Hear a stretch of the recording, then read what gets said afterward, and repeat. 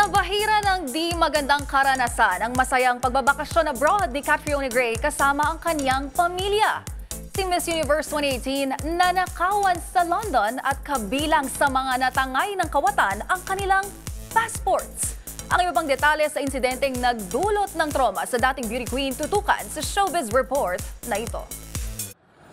Nabiktima ng kawatan si Catriona Gray habang nagbabakasyon sa London kasama ang kanyang pamilya.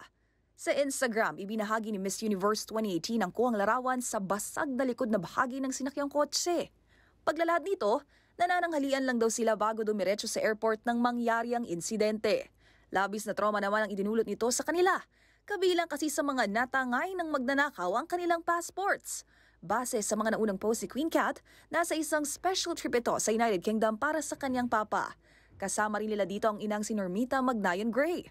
Nag-road trip anya sila mula London patungong Scotland na siyang hometown ng kanyang ama.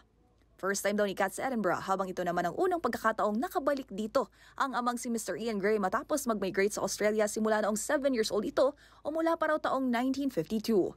Kaya naman grateful anya si Cat na tila sabay nilang dinidiscover ang naturang lugar gaya ng kanilang heritage at family history. Samantala, agad namang nag-alala ang fans ni Cat dahil sa nangyari. Sa ngayon, wala pang ibang detalyeng ibinahagi ang dating beauty queen tungkol sa kanyang sitwasyon, gayong nakuha rin ang kanilang mga pasaporte.